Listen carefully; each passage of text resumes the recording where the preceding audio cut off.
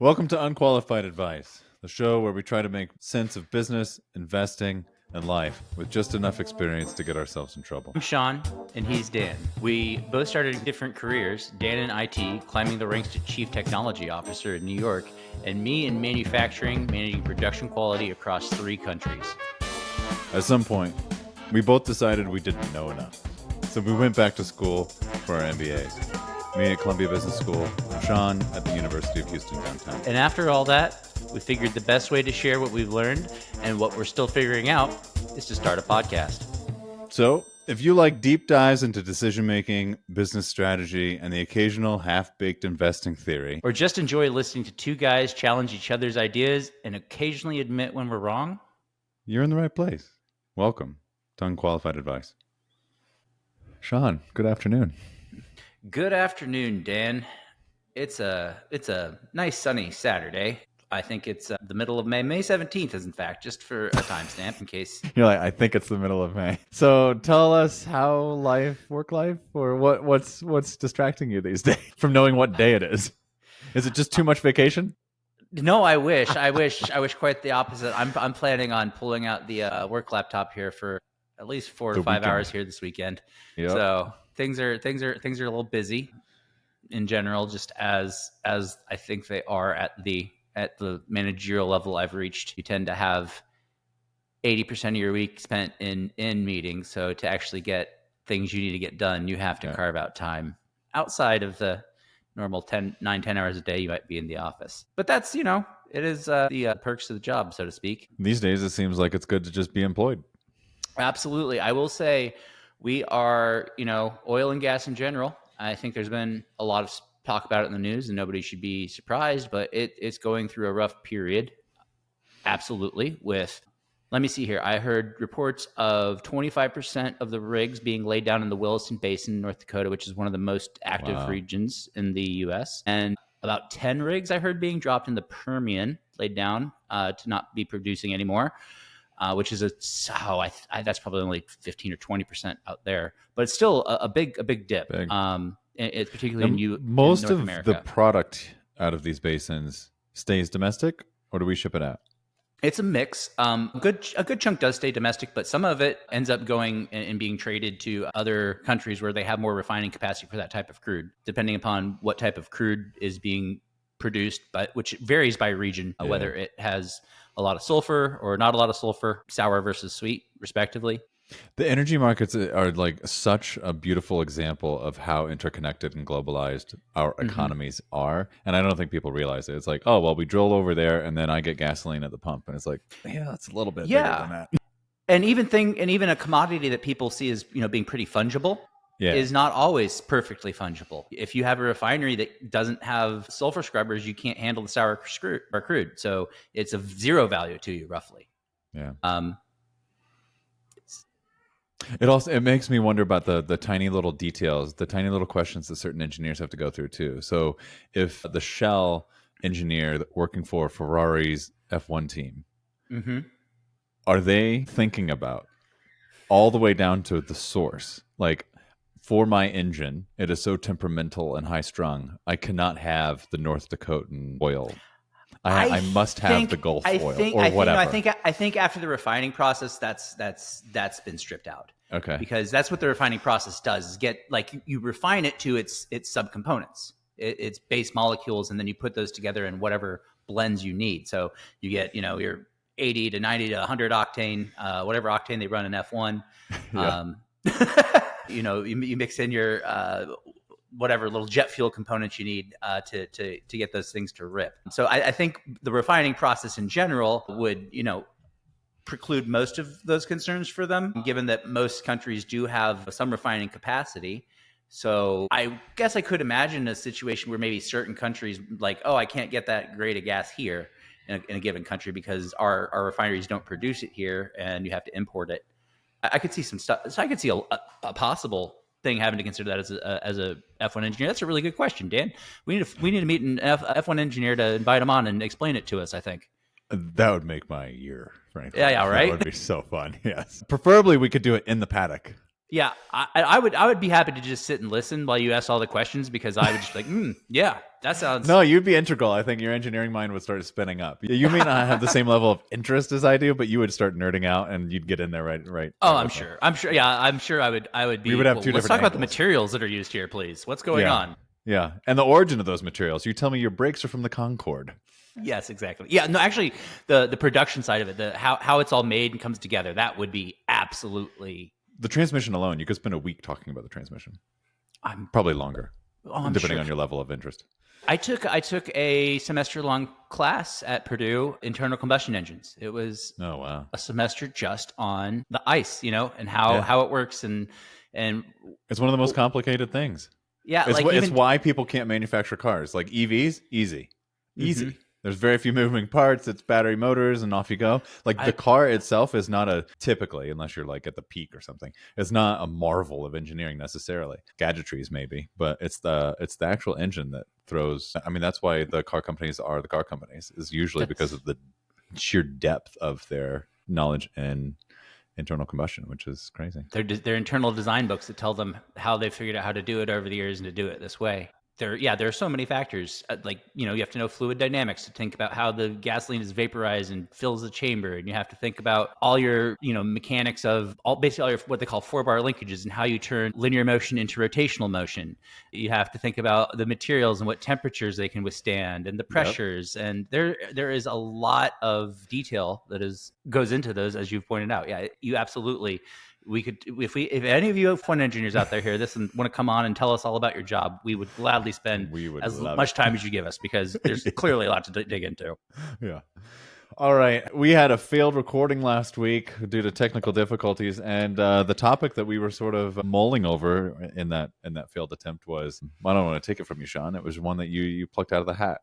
Yeah, I was just thinking about words, and I was thinking, actually, I was thinking specifically about Kyla Scanlon's book, In This Economy, and kind of what economy has evolved to mean to people today. And like, if I say, oh yeah, how do you think the economy is doing? What that means to people today? And I don't think it's always meant that over the years. And I was just thinking about how the development of what we envision the economy meaning today is actually this multi-layered definition of all these things, going back to Sumerian times, even when trade was first being established. And I just thought it was kind of an interesting thing to maybe for us to kind of dig into and talk about, because I think there's a lot of emotional things around the economy 100%. as well. And so, Dan, like, when if I ask you the question, what is the economy, what first pops off your I had a real quick answer last time. I think it was the production, distribution, and consumption of goods and services. Something like that is, I think, almost spot on what you spouted off, which is very much, book very much. answer. I think Well, it's a like textbook. I wrote a paper, and there's just something It's like still stuck in my head from it. it's the textbook answer from like what we call a modern economics perspective. Very modern day. That's how we think about it. And in B school. Then what's the old definition? Well, so yeah, so I thought let's dig back into where it all kind of started. So let's just talk about the word economy. It derives from Greek, actually, two Greek words: oikos being house, and nomos being law, management, or custom. So Okay. yeah, right. So it's kind of the management of the house, or the or Yeah. the Keeping your the house in the order. network of your home and your community, right? Mhm. And so you know in early usage, words around economy were very much more around kind of anthropologically what's the word I'm looking for? Whether anthropologically or evolutionary, was a lot about just defining a network of how people interact with each other and create a system of rules around how the tribe works together. And that's The where chain reaction and sort of the guardrails on those chain reactions. yeah, and like developing trust and reputation, and coming up with what is essentially like kind of reciprocal, like what's good for you is good for me, reciprocal altruism. This is why it's the dismal science, right? There are hard numbers, and it's Yeah. and then so much of what comes out, or like what so much of what those numbers are telling you, are outcomes of behaviors and soft subjects that are hard to impossible to measure. hmm Yeah. And so, that was back in times before, coinage was around or paper currency. So it was, starting off with how do we, reciprocity and gifting, I think initially, I really like just doing, I'm just going off Tidings. on, I'm just Yeah. going off on my imagination here. This is purely speculation, but like, you think about the first people that were even looking at like go to the zoo and look at the the primates, and they're helping each other out by picking things off each other's backs and working together to do certain things, right? They also That's rob each other and smack each other up the side of the head and the rest of it too. yeah, exactly. Deep, like a deeply held pecking order. They're territorial, territorial concerns that we have. And then I think as people started to move from like a nomadic life, then probably property rights became more part of what people think of in terms of the economy and just defining, where I live and Assets what is, generally. yeah, and what is, what is rightfully quote unquote mine rather than ownership. Yeah.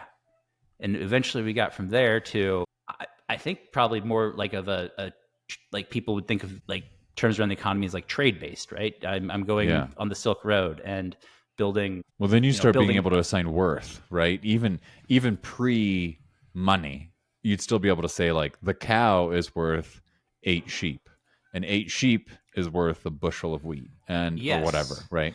So you have these things that are non-fungible, but that you're coming up with relative value for, right? Yeah.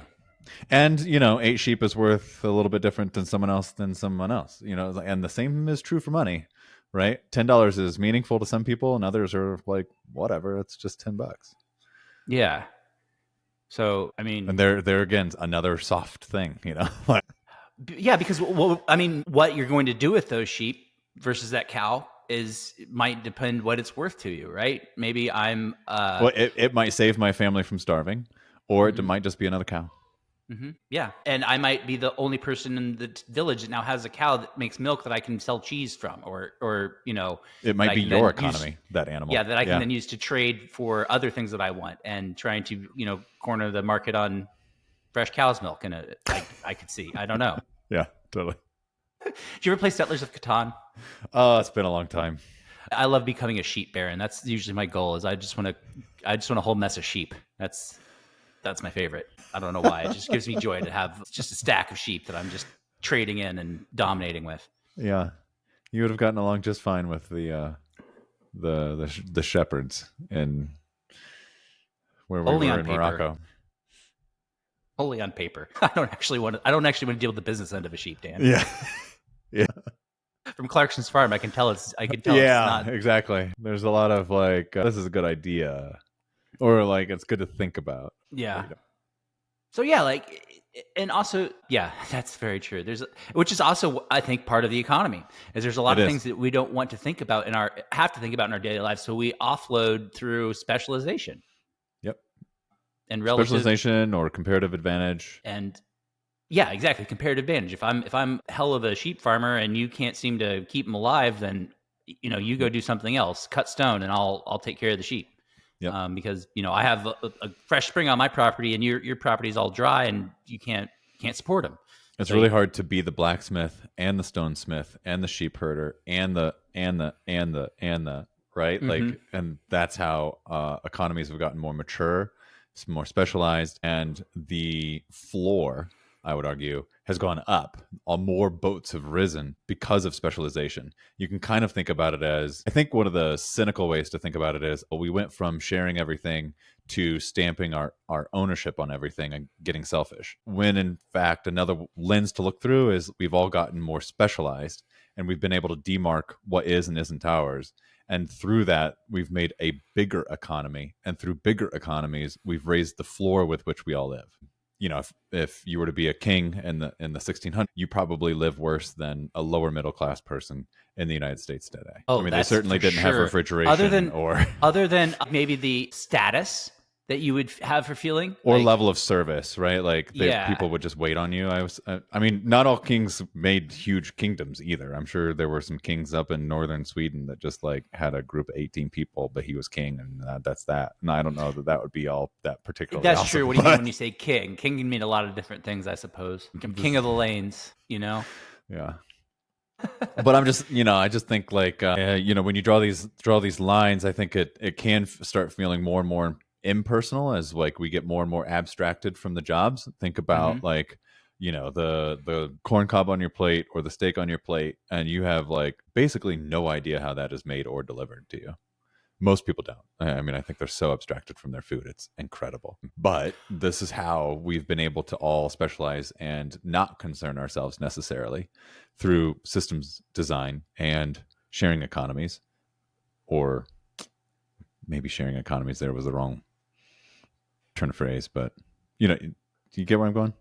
I think I do, because yeah, like even making something as simple as like a pencil, right?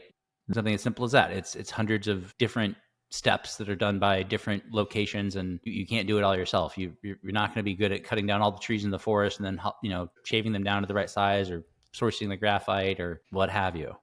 Which I think that's where I've been thinking a lot here the last week as I've been trying to ponder what I was going to say today. And I think my view of the economy has really developed more around it's network. It's about the network as much as it is anything. It's the interconnectivity of people with each other is what is the crucial aspect, which, you know, in today's modern times, we see us wanting to break off portions of those networks or change the way the networks interconnect. And that's, you know,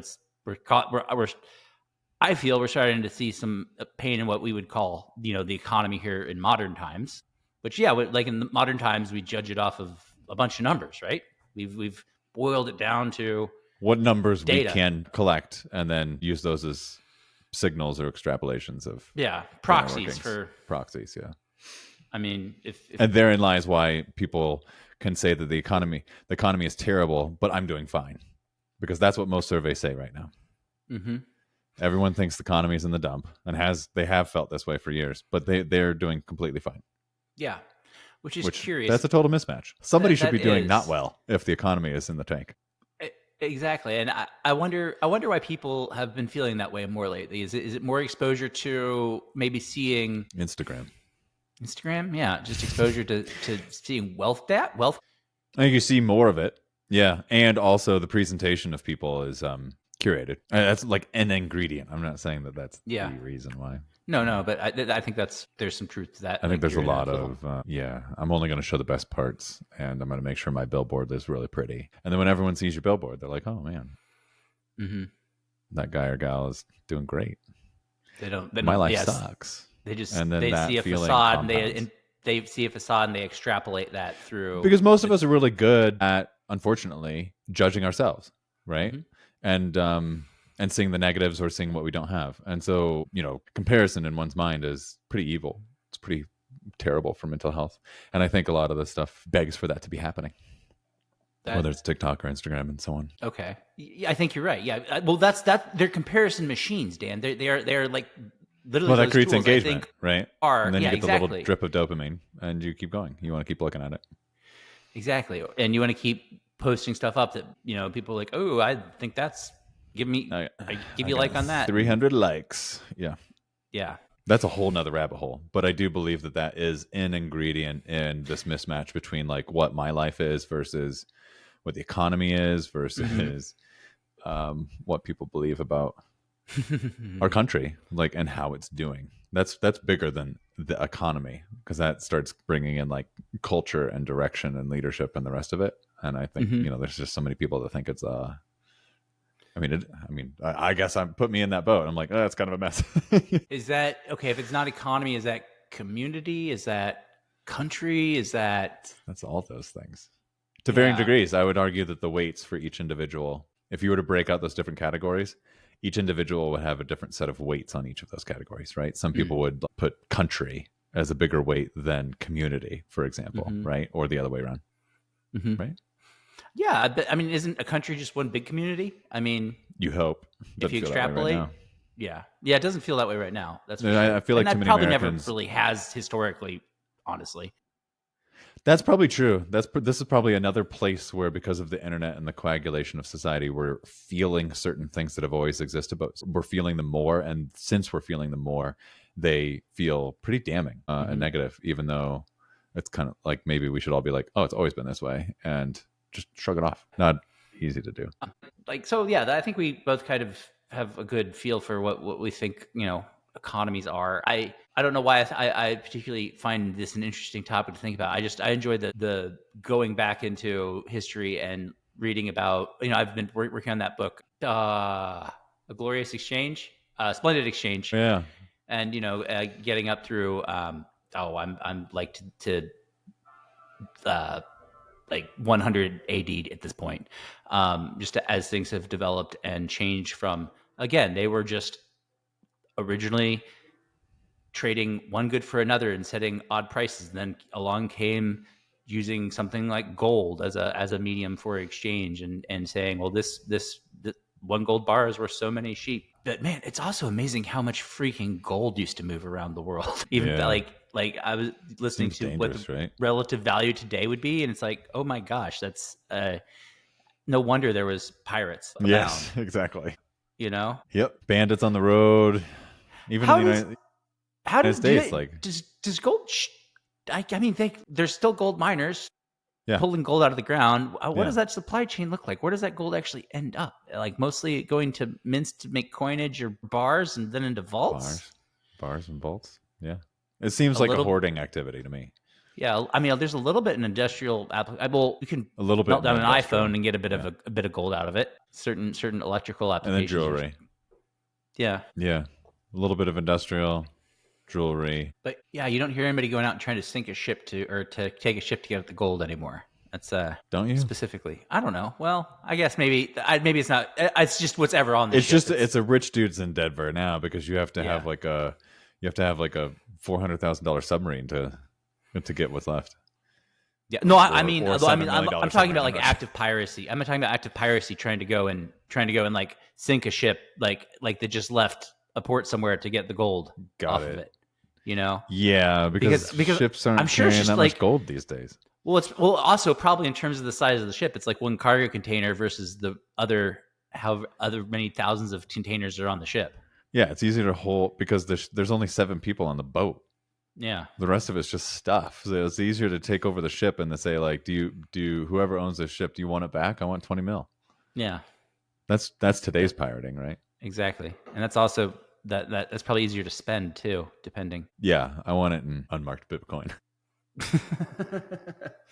And then they're like, "Do you know how Bitcoin works?" Apparently not. Yeah. It's the thing, is it's all marked on Bitcoin. Well, how do you feel about the economy today, Dan? Well, I'm a little dark. The whole vibe shift, I could get behind because I Mm-hmm. wanted it to be. I wanted to be manifesting a different future, even though like there were many things I disagreed with. But more progress for most is something I can get behind. But it seems we've definitely been sold a shitty bill of goods, and so now we get to live with the consequences of whipsawing uncertainty. Mm-hmm. And I think with that, businesses have to pull back, and consumers are pulling back. And now we've got this week 7,000 layoffs at Microsoft, the world's one of the world's most well capitalized and richest companies, just laying 7,000 people off. I'm not judging them for that. I'm just like, this is a sign of probably more of what's to come and what's going to be happening on the ground. So it's good to be looking from the top down, and it's also good to be looking at what's happening on the floor. And 1,000 people are definitely going to be on the floor.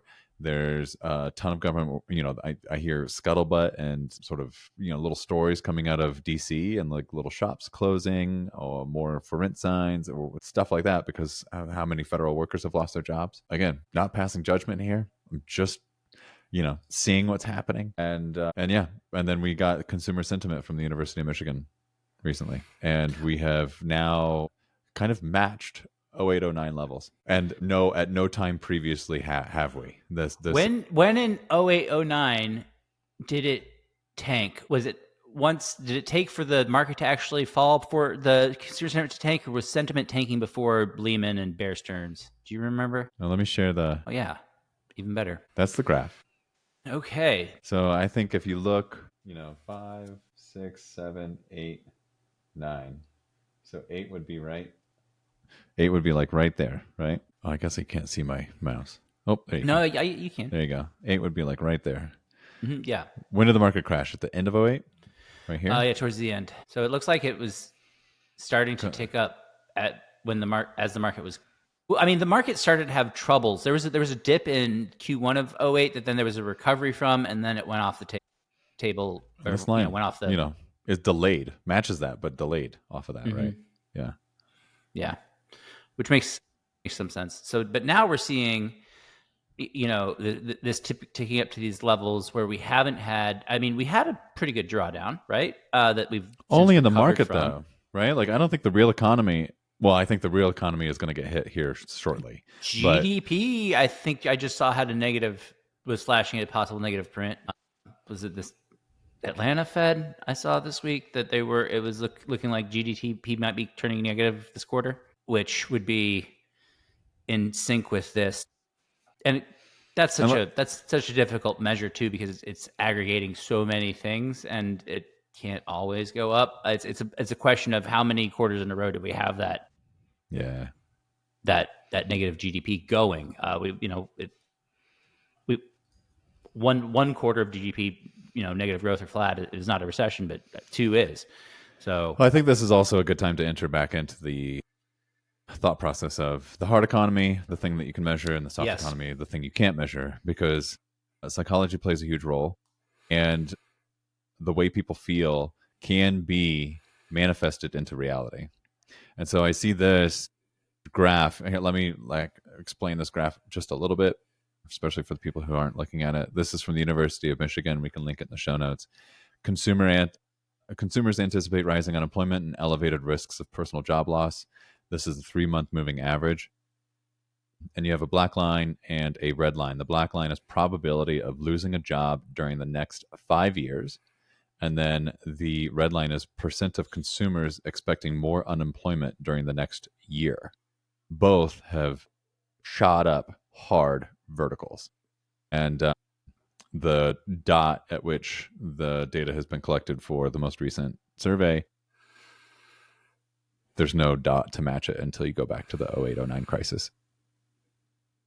So I would say, are we in an 0809 crisis right now? No, not at doesn't feel all. like it. But will we be in the next 3 months, 6 months? Well, between our continued debt issue that we have, with also trying to current legislation going through House trying to increase the deficit, the party of fiscal I thought the responsibility, ladies tariffs and were supposed to gentlemen. fix that. The party of fiscal responsibility. The party of fiscal responsibility. I just Never has keep been in my reminding. lifetime. Never, not once. Only Democrats have ever balanced the budget. And I think some of that is like, would you? This is a whole rabbit hole. Clinton was one that did that, right? Lockbox. Quoting SNL there, but Yeah, slash okay. Al Gore. Yeah, sorry. Quoting SNL, quoting Al Gore. It's too much. Yes. Yeah. In the debate with Bush, Gore was emphatically saying, we're going to take that surplus we built and put it in a lockbox. And Bush was saying, well, we're going to be fiscally conservative and responsible, and then starts a huge war that doesn't allow us to be fiscally conservative or responsible. So, which is kind of what happens during a time of war. Yeah. No need to debate the merits of said war, but yeah, I mean, that's part of that is there was a big event, on September 11th that warranted change in action, and I think that probably, as much as anything, more than just the party in power at time, probably drove a lot of that. Also, we were experiencing that was the dot-com crash too. Well, and at the end of it was the dot-com boom coming out of the Clinton presidency. So of course the deficits, there was a better chance of having a surplus rather than a deficit, because the way things were growing and the tax structure at the time. Since then, of course, a lot of tax laws have been created that I think have probably have reduced corporate taxation, and a lot of corporations have offshored their headquarters to avoid paying corporate taxes. So that's all contributed as well to even just keeping a balanced budget. If people don't reside, we don't reside their corporations here, and we let them offshore their tax burden, then this is what we have to deal with. Yeah, I mean, there was one thing that my dad would often say, and I don't know that he always had a completely thoughtful sort of view around it, but if you just take it at the surface level, I'm starting more and more finding myself agreeing with it. It's like, we've already got enough laws in the books. It's time to just enforce them. I was like, and some of this tax stuff, I'm like, yeah, totally. Like, do we need more tax revenue? Oh, hell yeah, we do. Mm-hmm. Do we know where to take it? I think we do. And I don't know that we actually have to hurt people all that much. I Mm-mm. think we just have to go collect it. And, living in my little world of Amazon sellers, I'm like, 60% of all sellers pay zero taxes. So start collecting. Mm-hmm. Laws are on the books. All you got to do is do it. And if you want to go kick Amazon in the knees for political gain because you're a populist leader, this seems like a perfect way to do it. Come on. Here's a tool for you. Now Yeah, right. go You don't apply even it. you don't need Congress or anything. It's just the laws there. You're the executive. You're supposed to enforce the laws. Get to it. Absolutely. Yes, absolutely. We have the things on the books, but then also it takes funding, government funding, and Yes. support staff to go mechanically do those things. It's Yeah. nice to say, but then you also then have to say, okay, well, we're going to expand the number of people in this division, and that's antithetical to what is the current mission of. So much of what's going on is like there are perfectly opposing forces happening at the same time. It's like, do you even know what direction you're Well, trying to take? also, yeah, it's also like, well, also so much of what you see from anyone is talking about we want to have an outcome that looks one way. We want to see a balanced budget, and then the actions they're taking are counter to the outcome because they're not aligned with, they're not rationally. If you think through, if I go and cut our overall taxes and make the last set of tax cuts more permanent and extend them or expand them, that reduces your revenue. Okay, now I'm going to replace that revenue. Well, we're going to implement tariffs, I guess, to help replace some of that revenue, and then they do it in such a way that even if you total up what they can make from it, it's not going to cover Even touch it. Yeah. the gap. It's like, oh well, we're going to reduce our revenue over here by $5 and increase it by $1 over here. We'll be fine. That doesn't balance. That's not math. That's where, and it happens everywhere. That's, you can Yeah. say whoever's in office, whatever party's in Yes. office, have Agreed. similar games they play because we're all just so accustomed to hearing what I think, wanting to hear what we want to hear and hearing it that we'll accept it. And we don't question it for our own selves to say, it's the is that fundamental person flaw. telling me the truth? No, I'm sorry. Yeah. It's the fundamental flaw with democracy, right? Because you're trying to, everyone is a voter. And at the end of the day, everyone's, to an extent, individually maximizing. Michael Girdley had a tweet that I liked. It said, build more houses, but not near me. Train more plumbers, but not my kids. Reduce the debt, but don't use my money. That sums it up well. That's right. That sums it up quite well, I feel. Yeah. Which is, whatever. There's a lot to unpack inside of that would be like a whole civics lesson that I don't think we should even touch or attempt to. I don't think we're prepared for it. Probably not. Okay. Well, I mean, anything else you want to say on the current state? I'm with you that I'm feeling a little bit darker about the path we're on, potentially feeling that we're on a path that is fraught with peril. Not that we will fall into it, but that there's agreed. Well put. A larger likelihood of it happening because of the elements that are together. It's, you have these big points in history where the war could have happened at any time, but it happened at this point in time because all these things just aligned, right? Yeah.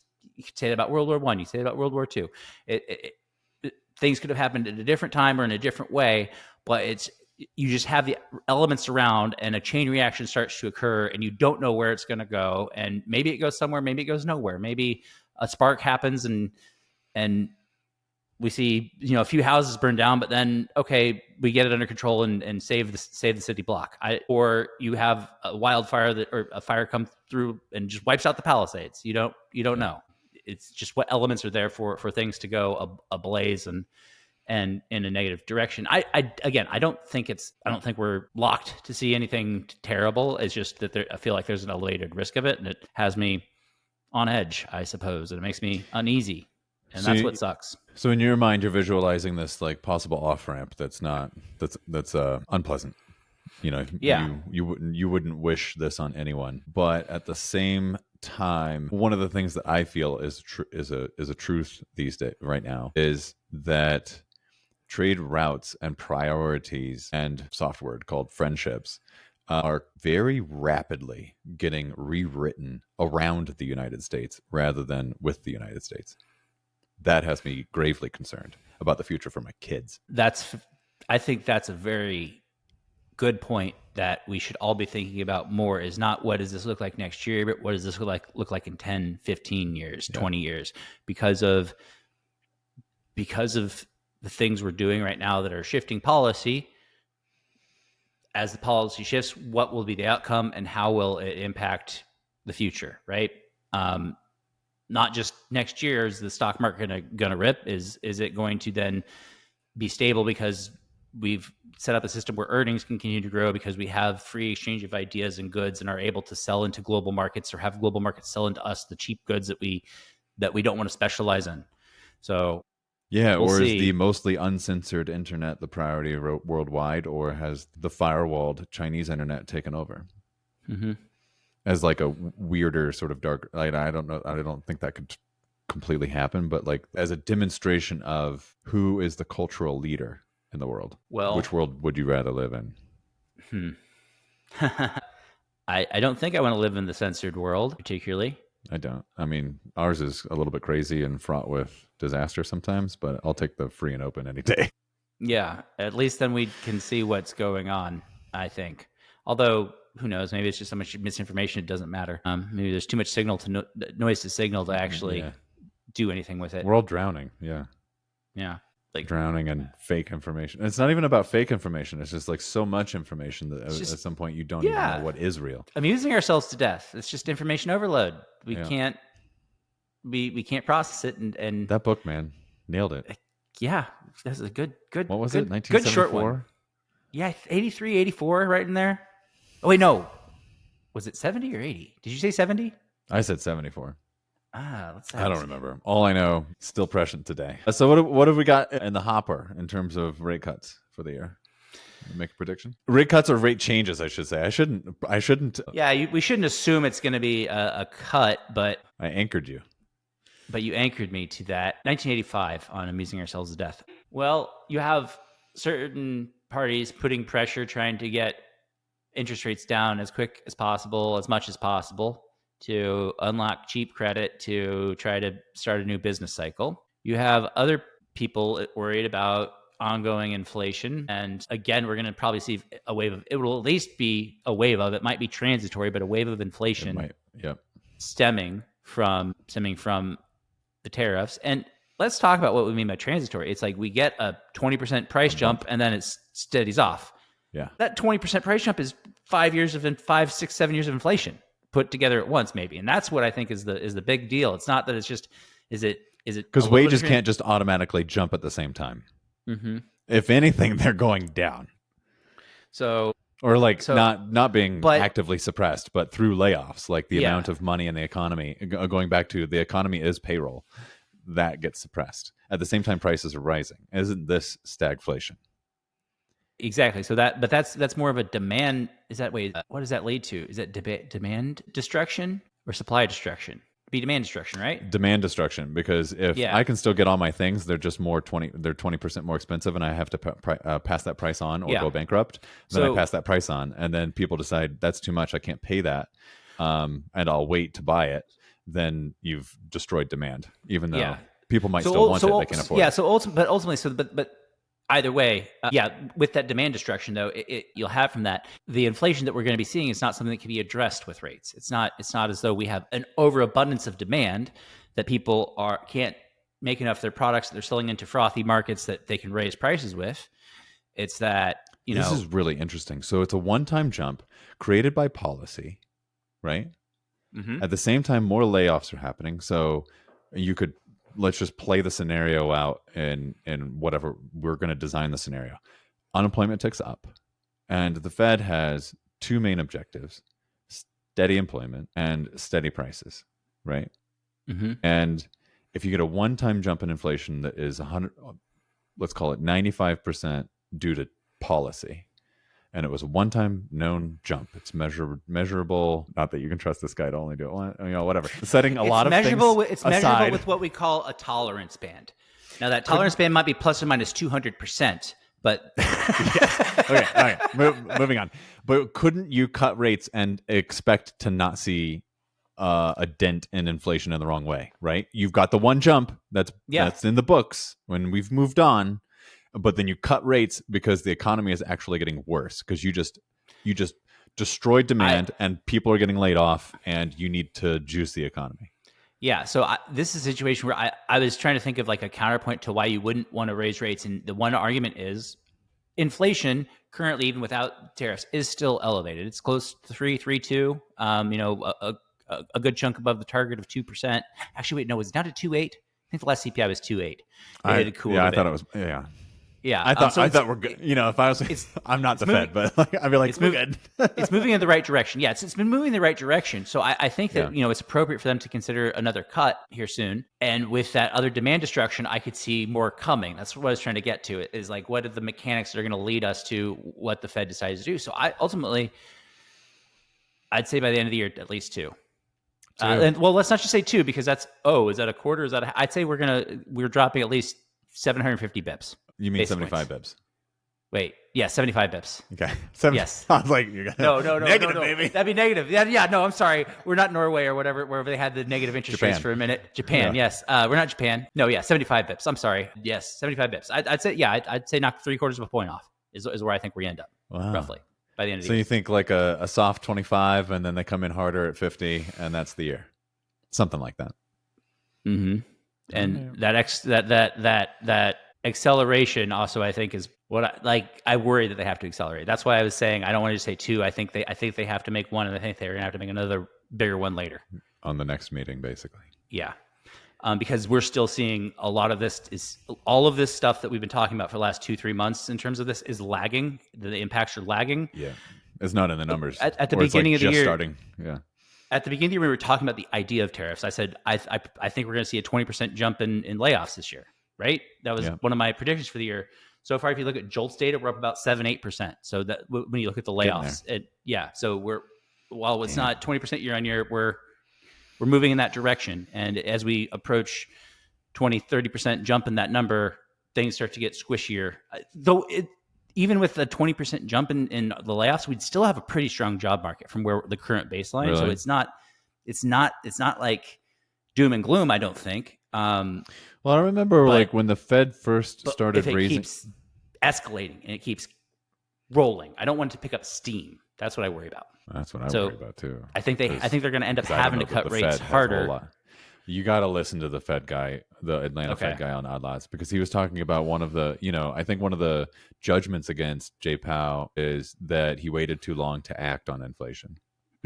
Yes. And I believe what this guy said from the Atlanta Fed was like, what the Fed has, I don't remember what time frame, but like has decided that we're going to wait to see it in the data. We will not be doing any preemptive moves. And with that being said, and that clearly, since it was spoken words from one of the Fed chiefs just last week, I'm going to say still current and active policy. They had a Fed chief on last month that said the same thing. Okay. Yeah, they're going to have to see some like blood in the streets before they start cutting. That's been consistent messaging from the Fed that I've been hearing after each FOMC as they go do their press tours and they show up on podcasts that I like to listen to. Several different Fed chiefs have been saying that for a while. So I say one cut, maybe 50 bips, but then in 2026 they start hurrying it up because again they waited too long, and people are angry. Yeah, we'll see. Yeah, that could be because also we're already in May, right? So yeah. There's not a lot of time left here for a month and a half, and the half of the year's over. It's crazy. But I would not be surprised to see 150. I would not be surprised at 25 and a 50, depending. And because I think they're going to need to bring down the prime rate so that way credit loosens up, so people can go afford to buy the shit they need on credit cards or on. Well, they're going to be doing it on credit cards, but credit cards are the interest rates are insane, and delinquencies are up, right? But if you've got equity in your home, and the bank is like, yeah, I'll lend it to you, but it's at 11% or 10%. Yes. Which for a HELOC, I think I don't know that would be a competitive. Maybe it's 9 right now, but that's high. Yeah, or people even you have to take out a HELOC depending on the situation. You could just take out a second mortgage like straight up, which is I think probably a little bit better rate, but you have to then you have the money all there and you're paying the interest the entire time, so it's maybe not such as good of a deal depending upon what you want to do with it. But yeah, I could see people if rates come down, we're going to see obviously a wave of refis. Well, for sure. Wait. No, hold up. We're making some assumptions here, Dan. Like what? We're assuming that the back end of the curve is tied to the front end. What do you mean? Explain more. So if the Fed cuts 75 bips, that doesn't mean the 10-year comes down 75 bips. Yeah, because we saw the market rip in Yeah. the good direction, but we also saw bonds go in the same direction, and that Yeah. I mean something is broken. That's a sign of bad times. Yeah. So yeah, you could cut 75 bips, and then they say, oh, this is gonna unlock American spending because people are going to be able to go. They're going to be able to go refi those expensive mortgages and they've then got the last 5 years. there They're or going to be able goes to take up. out a second mortgage to get some capital to go fund a new car. But if the 10-year just stays where it is and the curve steepens, which would make sense in my opinion, that might not happen. So it's just again, That's a very important point you're making. yeah. And I think it'll come down with some beta. Like if we get 75 bips of cuts, maybe the long end of the curve come down 375 bips. Or I'm sorry, 37 bips. How does that play out though? Okay, so the 10-year stays where it's at, or maybe jumps up a little bit or whatever, and the Fed cuts again. Like what does the Fed do at that point? What if the market isn't reacting QE. to their moves?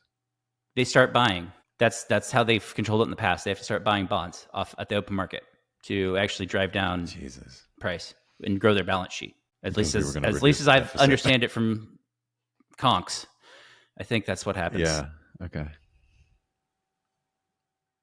And that might be a tool. We're in a sticky place. Yeah, exactly. But we also, bringing down the interest rates will help us with our bit of a debt situation that we have that is looming that, isn't in a great spot because it's looking hard to maintain. The interest payments are more than our military spending. And usually military spending is number one. Exactly. Our interest payments are out of this world, which is, just think about that. That means every dollar we're paying in taxes that are taken out of our paychecks are just going to pay interest on stuff we've borrowed for in the past. It's a growing percentage of it. Like 30% of it is going towards that, I think. 35% towards interest. Which, when you borrow money, that's how it works. But maybe it means we need to look at what's going on the front end of that and either spend or generate more revenue. Spend less or generate more revenue in taxes. Grow. Yeah.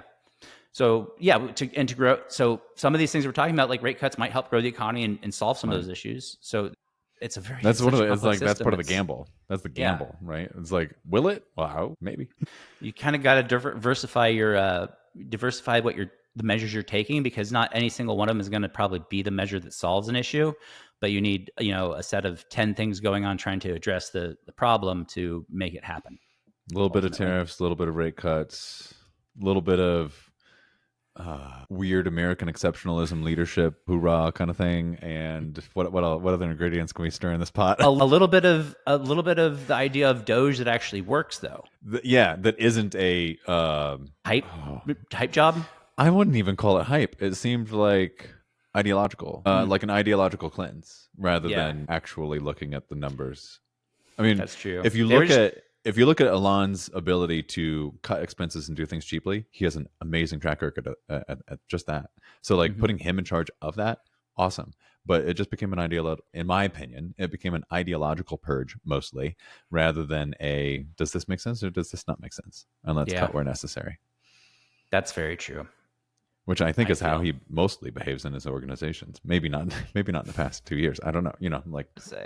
Obviously not close enough for me to say anything. But I can, just look at sending 1 pound into space cost 1964 to the 70s to the 80s to the 90s to when SpaceX did it, and it's like we are saving the American taxpayer is saving boatloads of money because of Elon. That's a good point, because we rely on those things going up into space for it's going to get paid so for much one today. Way yeah. Like so much of our technology and lives are now related around the communication, with those satellites, or getting. Or just bringing it's not just Starlink satellites he's putting up; it's everybody's satellites. It's everything that's going up on. I'm sorry, not Starlink. On SpaceX. To the point we were paying Russia not that long ago. Yeah, exactly. Now we're paying people here to do it. Right? Precisely. Yeah. That's great. I love that. Much better. Love that for America. Same. Maybe I don't love his, hatred of everybody at the NIH, but agreed. Totally agreed. Speaking another of a long-term run or long-term view, right? Like we've just shot ourselves in the foot in terms of scientific innovation. There are places where you want waste. Waste is part of the process. Yes. And I think there's a lot of waste in science, and that's part of the process. It's because you have to stumble upon the right combination of things. It's not like you have a guidebook there saying, well, if I put these things together, I'm going to come up with a new invention. No, you have to stumble your way and iterate through it. And have patience and boredom By along the nature way. is somewhat wasteful, though there is a lot of bad science out there with what they call p hacking, and basically working your way through a set of trying to say my ultimate objective is to find something and figuring out a way to, But based cutting on the the data budget of you see, NIH isn't picking going to what fix data. that, right? Like Yeah, we need to fix exactly. the incentives and start like actively shutting down bad science rather than, again, this goes back to a conversation that we've had a couple times, and it's been happening for, a long time now, is these people are just throwing grenades in the room, right? And with that, it's like, if you're doing the siege on Prince's Gate, you're gonna hit hostages and the bad guys, right? Like you're being indiscriminate with how things are going. And Anyway. at some point, I feel like it started. It's not longer grenades. They're starting to become landmines, where you're gonna walk into a trap later on that we've set for ourselves. And we don't realize it. Like it's not blowing something up now; it's blowing something up in the future. That's good. Yeah. Well, It's having a hard time putting this into the bucket of creative destruction because I think it's not. yeah, exactly. It's creative something. Because there was a whole bunch of things that I and many people were legitimately scared of, but I really tried to suppress a lot of that and be like, you know what, create a little creative destruction. There's like, we're going to lose some good guys along with the bad guys. Like, this is just part of reinvention and re-envisioning. And I just so badly wanted that to be part of it. But that was me trying to be an optimist, or Well, is you trying to see that you think a system that is so complex can change, maybe, and maybe it just can't change effectively. I don't know. Yeah. No, that can't be true. We just didn't seem like. Yeah. What I wonder, and I don't have the insight for it, but I'm sure in a few years we'll get a couple of good books around the changes that were trying to be made, and like I look forward to the postmortem and saying like ultimately what stood in the way of meaningful good changes happening. Like obviously there's a lot of changes that people would argue and I would probably agree with that are not so good that are being tried. Yeah. But I think anybody can say that about any change. Yes. But like it just seems like there's a lot of changes that have been tried that aren't ever able to actually be put in place. And I wonder what. Not that, again, I don't want them to go in and gut every department and remove everybody's job, but like, what is it that's standing in the way of certain change? I suppose. Like, do we have the system structured improperly, and we need to look at how certain systems and agencies are structured? I don't know. I mean, I can't help but to agree with you. I mean, if we functionally want the government to be smaller, then I think, one, it's going to involve hard decisions, and two, it's going to involve a little bit of, like I felt like the headlines were pretty vindictive around like, well, Elon's Doge like fired all these people, and then they had to hire 4 of them back, idiots. And I'm like, that's kind of part of it, right? Like it's like, found something Well, that yeah, broke. Let's grab these 4 people. Let's get them back in, and they're actually going to be in a different department because we've, yeah. this. If you fired 10 and had to rehire 4, that's probably pretty good success rate. Or I don't know, maybe Yeah, maybe it's not. probably hundreds, and they had to bring 4 back. Yeah, right. It's probably. I mean, I've been Points, part of an organizational change where it's just like, the person got fired that you thought was like, there's no way we can fire that person. They know too much. Mm-hmm. And then they're gone, and everyone's got to figure it out. And it's scary for a little while, and then you figure it out. Yeah, I've seen my share of those. Yeah, Some of them more recently than I would care. Yeah. As recently as 2 weeks ago. But yeah. Anyway, tie this in with Michael Lewis's newest book, which I just heard about. I listened to an interview with him, and I think it's called like what is government. Mm-hmm. And he wrote The Fifth Risk a long while back, and that was a really fun, good read. I thought I enjoyed it a lot, and now he's back, sort of investigating the government again and finding these characters who do absolutely amazing work, and they do it for us. Right? It's yes. His lens through this and the stories that he finds makes you proud of our federal government and the people that it employs. So, and it's him and a few other authors that wrote it. Yes, 5 or 6 or something like that. Yeah. Okay. Yeah, I heard about that as well, and it piqued my interest. And you mentioned it, and I'm like, okay, I probably need to go ahead and read this. It's popping into my zeitgeist, so I'll put that on the queue for sure. Yeah. Same. I haven't started it or anything, but it's on my list. Yeah. Have you been reading anything lately, Dan? I did, and I just kind of mentioned it because it was in my head. The Siege. by Ben McIntyre, and it's about the Iranian terrorists from Arabistan, which is like the southwest corner of Iran. It's an Arab section.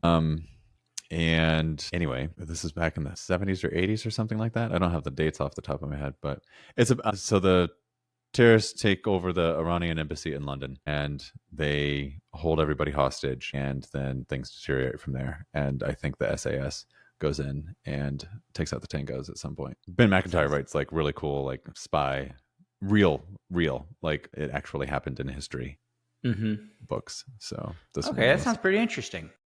I needed something with action. I desperately needed to not read for my mind. I needed to read because it was fun, and so I this is what I picked up. My consumption of books has been way down the last month. I've been a little busy, I think, over there. Busy, and then in podcast land has been particularly active with stuff I've been wanting to listen to. So sometimes I'll, I'm not. Yeah, I want to hear. Well, I mean, I've been listening to Odd Lots. Their increased production cycle. They have, yeah. There's a lot to say.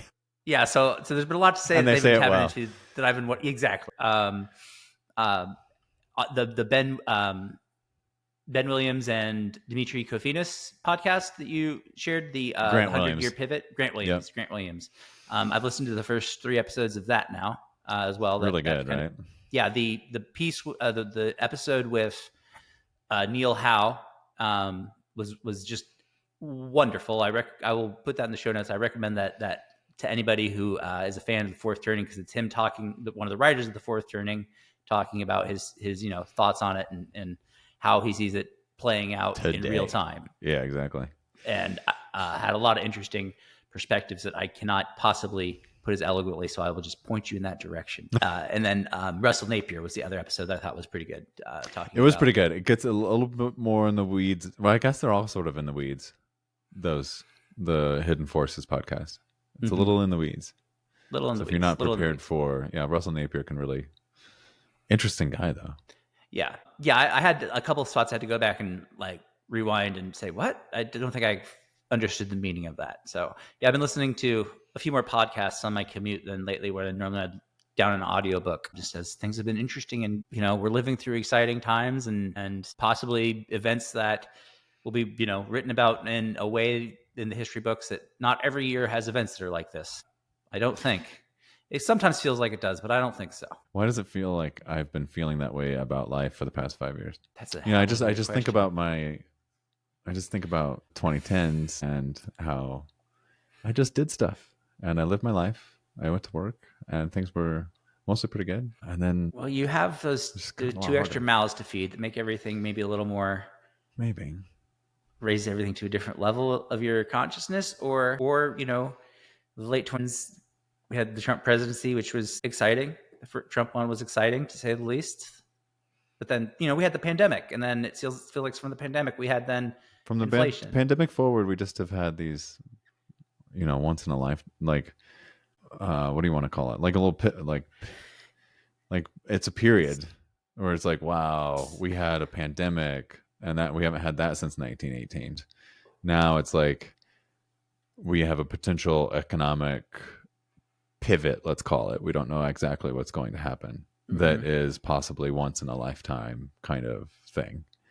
I'm just here to tell you I'm exhausted. I just want to lay my head down. I feel you. I am there myself with some of the cycle. Is it that we're in an ecpyrosis? Is that why it feels this way? This is what I was just thinking, I think I thought this before you and I met during our technical difficulty record, going back to Nat Eliason's tweet of The Fourth Turning is over, and both of us going, huh? I've thought about that once a week, I think, the last month. Yeah. And I'm like, it's like, nope, still ecpyrosis. We should go find that and just retweet it, like, this aged well. Yeah. I wonder if it's deleted. I'm just curious. Like, I don't even want, like, I'm not even trying, like, there's zero parts of me that, like, I'm not trying to win anything. I'm like, that was a take. And I can completely understand why there were a number of people that felt that way, right? He was not alone at all. And even me reading it was like, I'm like, I don't think so, but like there is room for it to be true. But now I'm like, nah, dude, like, it's just been whack-a-mole since. Yeah, it's always a possible outcome, but again, I don't think I didn't see it because I didn't see that we've had that conflagration, that burning of Yeah. the There's nothing for event that brings us to us together cohese. out of it. Yeah. Yeah, there's got to be something that causes cohesion coming out of it, and that could be going into a really good period of great economy where everything's just going great for everybody, and then maybe that's what brings it together. Sure, but it doesn't seem like that's what's happening right now. No, call me cynical here. I kind of don't think good times can do it. I think there's got to be some bad times. Yeah. The question is how dark do they get? Damn it. I was really not wanting to land on that. And it's just, one of those weeks, Dan, where things are choppy and it's causing us some worry, I think, based upon. Yeah, I think so. And, choppy is the right way to, or the right word. I think about, swimming in the sea, and are you letting the sea crash upon you, or are you surfing the waves, or somewhere in between of I am at least taking agency and trying to get on the surfboard even though the waves are still crashing upon me? It's a gradient. It isn't binary. And I don't know, where are you? Man, lately I feel like I've been just trying to float on top of the water and just keep my as calm as I can without trying to fight against it, because if fighting against it is just going to wear me out or wear you out and you drown You sooner. resist persists. Something like that. So it's not that I want to go along and necessarily swim along with the current every day, or again, in choppy seas, it's up and down, right? You just gotta try to ride it out and not wear yourself out, or not let your resources get worn out, whatever that means. Yeah, having the energy reserve to strike when the opportunity is presented. Yeah, because you're going to get some big swells and some big dips, and when things are particularly tumultuous, and knowing what to do when you're at a peak or a valley of that local minimum maxima, I think is what is important. I'm shooting myself in the foot for not having gone in and hit the sell or hit the buy button a little bit harder, middle of April when things were super cheap. I was thinking, it's almost there, but I think we got a little more. And then it came back up. I'm like, okay. Yeah, but we both talked about the data hasn't hit yet. Yeah, that's what I keep coming back to is it's like the time. If you bought and then sold, sure. But I don't know that I would have bought and held. Yeah. I think there's right now buying at this point, holding for another month or two is probably, I think, good work. Would be good work, because it's I think we're going to see that data come through Q3, Q4, really. Well, and that doesn't. October seems to always be a scary month in the market. October surprise. I think that's also about the time that we will begin to see that if demand is still strong, spotty supply. Because a whole bunch of people just didn't buy, a whole bunch of business owners didn't buy anything. Couldn't afford it. Or it was too uncertain. Yeah, exactly. Didn't know. You're telling me that I'm going to go bankrupt if my boat arrives at a particular time? Then I'm going to choose not to go bankrupt. So that's either don't order or commit tariff fraud. Those are your two choices. If you don't order, there are three choices. Not ordering ends up just seeing another quick path to bankruptcy, because then you don't have anything to generate revenue with. You're still going to have some. It's still a cash crunch. I would just say it's smaller. Yeah, you're just maybe trying to minimize or delay. No, I think I do. I already believe that we will see a spike in bankruptcies and we will see a spike in suicides. I don't know that it's going to be as big as I would have bet a couple weeks ago because of the 90-day moratorium we're currently in. But a little 90-day pause like this means absolutely nothing for certainty. You're right. If anything, if I put in an order now, which it seems like everyone has, orders went up 227% or something or shipment, boats on water went up 227% or something like that. Since when? Since the actual Liberation Day, because they dropped way off to zero almost, and then went down to 30 or something. Because the fentanyl's still there, and then the base 10 is still there. I think it's at 30 or something like that. So anyway, since that, yeah. Right? Yeah. Okay. Because they dropped. I'd say the shipments dropped all the way off, right? Yeah. From they were down 60 or 80% or something. Yeah, 60, 80%. So they've come up several 100% from that level to a little bit up before the level before to kind of make up the supply gap.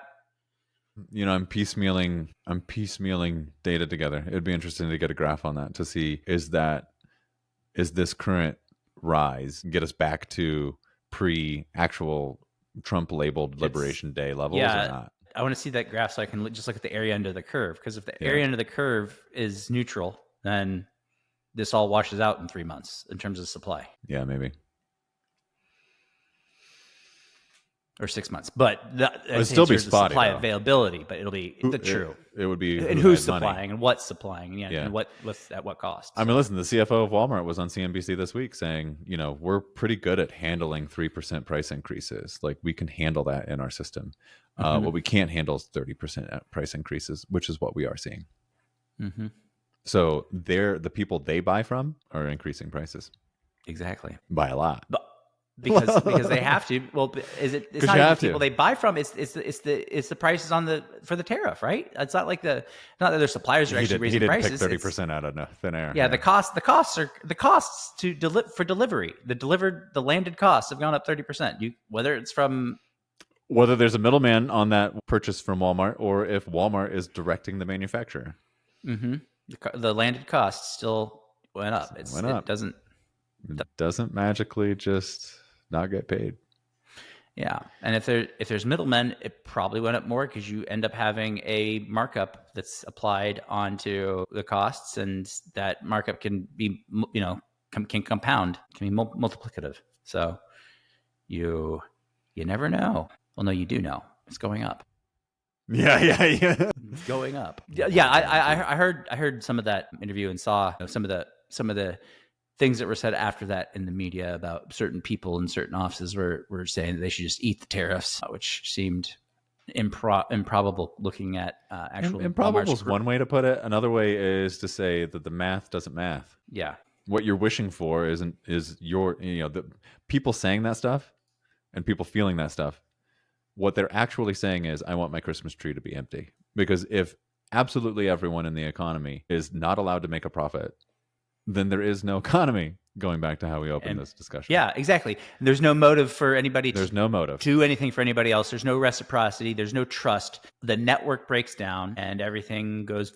And that's not to say that there are certain people who are profiting too much and there are certain people who are profiting too little, blah, blah, blah, blah, blah, blah, blah. This is all part of it. And this is part of market mechanisms. And a lot of times over periods of time, sometimes short, sometimes long, things even out and get a little bit more fair. If you're just wishing for everyone to dissolve themselves and pay the government from their own pockets of money that they don't have because their profits are now negative, which is how like lots of small businesses or extremely thinly margined companies like what I imagine Walmart to be. I haven't looked at their margins. Or grocery stores, for example, like they're sitting on 2% margins, Yeah, you can't.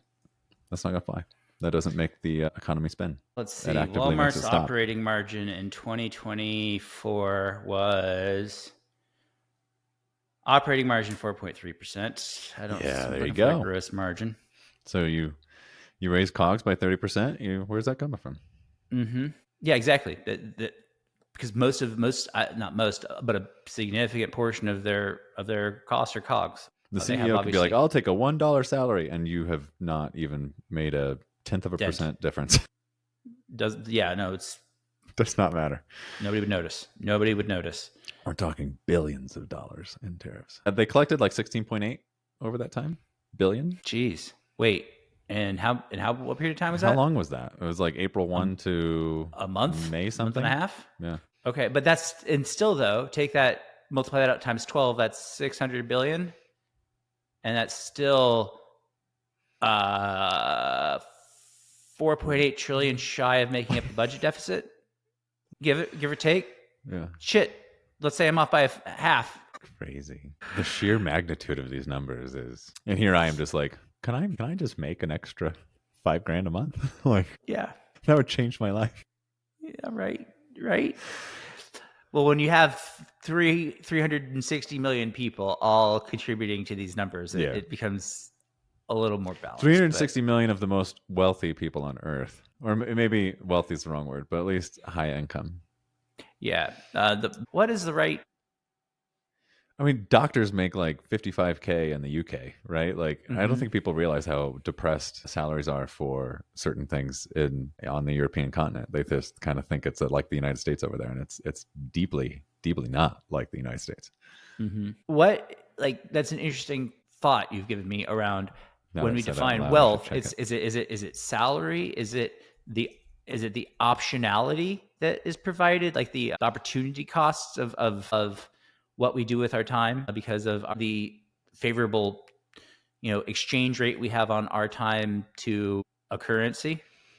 Basically, everybody here, because it's our currency, that's the global reserve, we have the best personal time exchange rate to gain that currency. It's not going through as many intermediaries. And just how much money is in the economy, right? Like Yeah. a whole bunch of global stuff comes our way. And if, everyone at Google is making 150 or more, and now Google employees are scattered across the country, and don't use Google as a generic brand that covers all kinds of like knowledge workers and stuff, right? And financial firms and so on and so on and so on and so on. There's a bunch of people that make really hefty upper middle class sort of livings. And that is a lot of money just in the system. And going back to, you want to fight class warfare, or do you want to recognize the fact that we've made the economy bigger and therefore the floor is higher? That's a good question. Or a good point, I should say. I'm not saying it's all good and rainbows for everyone, but nor will it ever be. No. But if we all get each other's throats doing class warfare, then you might as well just go back to like Romania in the 1980s, Not good. Not good. Doctors in the UK start at around 37,000 pounds, which is 49 grand. Now it can go up from there with specialization and experience, but just a little tidbit of like the disparity. School teachers in Houston make more than that starting off. I don't think people, these are, to me, these are interesting numbers because I think people don't realize. Now, granted, taxes are way higher and there's a whole bunch of expenses that we all as Americans have to pay for because in Europe it's all provided. So, there's a how does it balance out question, which is extremely complicated and complex to answer. And I recognize that. If you're in the Netherlands and 55% of Netherlands, I don't know, 55% of your money is taken by the government, you're not left with much, especially if your starting salary is much lower, but you're not worried about healthcare and a whole bunch of other things. So I just did a little search here. So in terms of the top 10 countries ranked by median annual income, when you adjust for purchasing power parity, number 1 is Luxembourg. Number 2, Financial the services UAE. there. Yeah. Number 3, Norway. Kind of surprised me. Oil. Yeah, a lot of It's all oil. oil. And fat drugs. No, that's Copenhagen. That's Denmark, right? Norway is Denmark. Okay, I'm sorry. I thought it was, for some reason, that was Norway. Okay, yeah, my bad. And number 4, Switzerland. I guess the chocolate, right? It's just the chocolate and the knives. Almost everyone's a millionaire in Switzerland. Yeah. Yeah. And do they still have the thing where you can pay to move there? I don't know if that's active or not. Yeah. And then number 5 is the United States. So we're number 5 on the list of the top 10 in terms of median annual. Everyone and else the other ones are tiny compared to us. Right? Tiny and highly specialized, right? Like Luxembourg is just it's a tax haven. UAE, tax haven. So it's just where rich people go to hide money. And oil. That's it. And then Norway UAE with oil. Yeah. Yeah. But there's a lot of drilling. I'm not saying you're not right, but yeah I think the way they're trying to position the economy as oil runs out is we are going to invite a whole bunch of rich people here and they can very not much pay taxes. They have a giant duty-free zone where people can move in and build whatever they want and sell it wherever they want and not have to pay a tax on it. It's back when I flew through that airport, which was 24, and I want to say there was a Porsche for sale in the airport, and I'm like, who and how?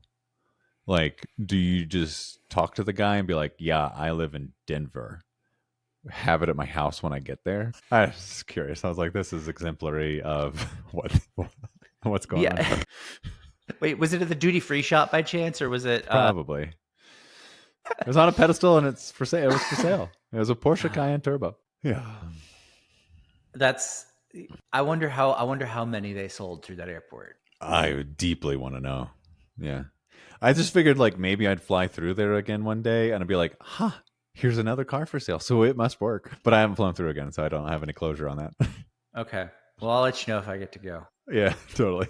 Yeah, interesting. Yeah. So anyway, I don't know how we got on median incomes, but yeah, I think we've talked about all the important things I had to talk about on the economy, and I've gotten my feelings out.